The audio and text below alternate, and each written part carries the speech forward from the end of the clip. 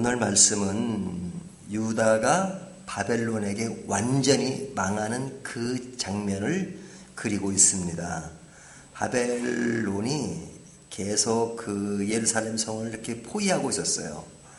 이게 뭐 하루 이틀 포위한 것이 아니라 굉장히 긴 시간 동안, 긴 날 동안 포위하고 있다가 이제 그들에게 모든 것이 이렇게 끊기고 그 안에서 어려운 상황이 되니까 이제 이때다 하고 이제 공격해 들어간 거죠.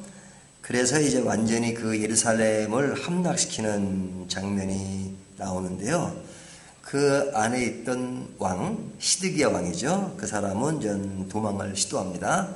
하지만 도망가다가 잡히게 되고, 잡힌 왕은 느부갓네살 왕에게 끌려와서 이제 그 앞에서 그 아들들을 죽입니다. 아버지가 본 앞에서 자식을 죽여요.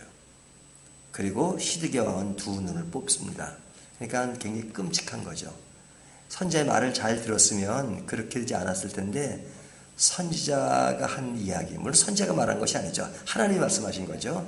그 말씀을 끊임없이 불순종하더니 결과는 굉장히 비참하게 끝나는 것을 볼 수 있습니다. 그런 반면에 예레미야 선지자는 어떻게 되느냐. 그는 계속 갇혀 있었죠. 감옥 뜰에 있었는데 그는 살려두고 그리고 이제 남은 백성들과 함께 살게 된다 하는 그런 내용이 14절에 나옵니다. 14절 한번 볼까요? 14절 보면 사람을 보내어 예레미야를 감옥들에서 데리고 사반의 손자 아이감의 아들 그달에게 넘겨서 그를 집으로 데려가게 하매 그가 백성 가운데 사니라 그러죠. 백성 가운데 산다. 그러면 백성은 누구냐 하는 거죠. 물론 유다 백성들이죠. 하지만 이제 상당히 많은 사람들이 끌려갑니다. 특별히 뭐 지식인이거나 또 기능이 있거나 아주 유능한 사람들은 끌고 가요. 그리고 남은 사람들은 어떤 사람이냐. 10절을 보면요. 사령관 느부사라단이 아무 소유가 없는 빈민을 유다 땅에 남겨두고 그날의 포도원과 밭을 그들에게 주었더라. 그러니까 빈민, 어렵고 힘든 사람들은 그 땅에 남겨두고 그들에게 포도원과 그 다음에 밭을 그에게 주어서 그것에 살 수 있도록 한단 말이죠. 그러니까 예레미야 선지자는 그들과 함께 지내는 거죠. 이런 상황이 됩니다. 자, 이런 얘기가 쭉 나오다가 이제 뒤에 가서 16절을 보게 되면요. 너는 가서 구수인 에베멜렉에게 말하기를 만군의 여호와 이스라엘 하나님의 말씀에 내가 이 성에 재난을 내리고 복을 내리지 아니하리라 한 나의 말이 그날에 내 눈앞에서 이루리라 하는 얘기를 하죠. 여기 나오는 사람이 구수인 에베멜렉이죠. 이 사람은 죽지 않을 것이다 하는 것을 얘기해 주는 겁니다. 이 사람이 누구냐면 선지자가 이제 구덩이에 들어가게 됐습니다. 뭐 식량을 공급하지 않으면 죽겠습니다. 그 구덩이는 아주 시궁창 같은 곳이기 때문에 굉장히 어려워요. 그냥 있으면 죽는 겁니다. 하지만 이 에베멜렉이라는 사람이 넷이었어요.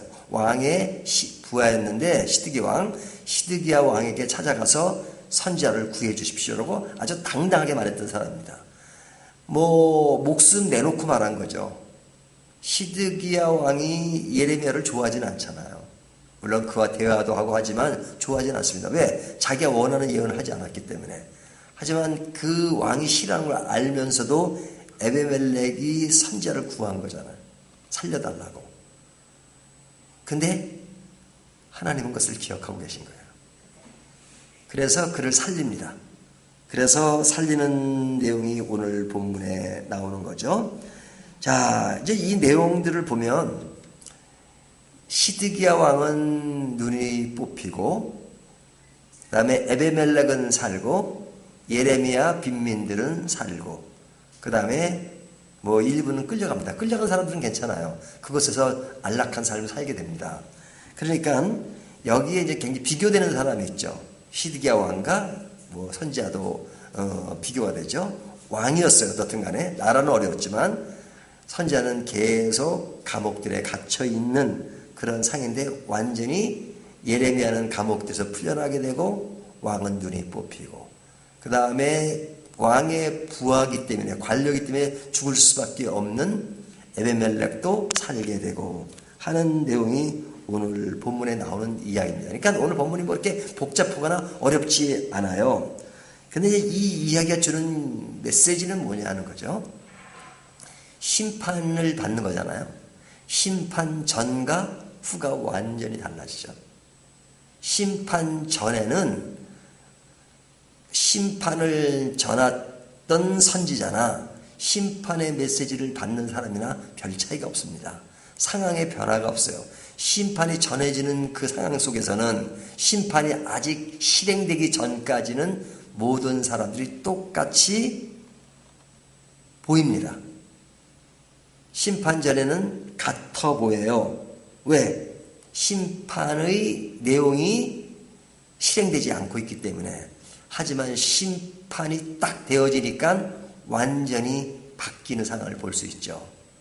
그러니까 살았다는 사람이 죽고 죽을 수밖에 없다고 하는 사람이 살아요. 언제? 심판 때. 그렇기 때문에 심판은 악인들에겐 괴로운 것이지만 의인들에게는 구원의 순간입니다.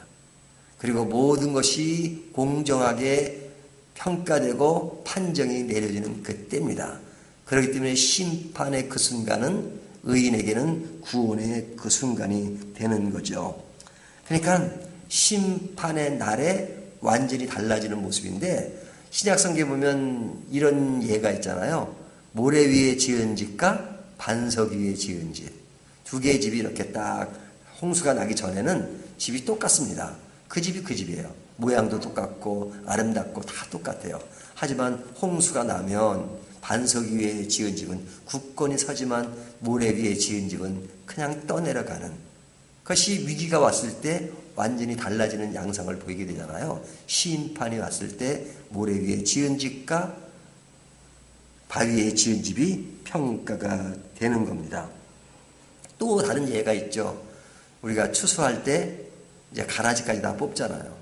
알곡과 가라지를 다 합니다. 하지만 추수 전에는 가라지를 뽑지 않아요. 제자들이 가라지를 뽑아야 되지 않습니까? 그러니까 놔둬라. 지금 가라지를 뽑으면 알곡까지 다 뽑힌다. 놔둬라. 심판대 때 마지막 추수할 때 다 뽑는 것은 분명히 갈라질 것이다 하는 거죠. 그러니까 심판 전에는 가라지나 알곡이 같이 자라기 때문에 똑같습니다.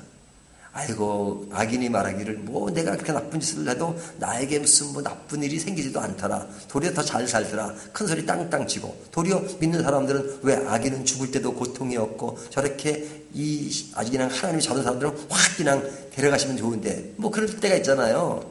하지만 심판 전에는 모든 것이 똑같아 보이지만 그날이 오면 완전히 달라진다는 것입니다. 그러니까 오늘이 내일은 아닌 것입니다. 그렇다면 우리는 무엇을 바라보고 살아야 되겠습니까? 오늘 내가 안전하다고 내일이 안전한 게 아닙니다. 오늘 내가 힘들다고 내일이 늘 힘든 건 아닙니다. 우리는 오늘도 중요해요. 오늘이 굉장히 중요합니다. 하지만 오늘 주님을 제대로 믿고 그리고 내일의 심판을 기다릴 줄 아는 것. 내가 오늘 제대로 예수를 믿지 않는다면 내일을 두려워해야 돼요.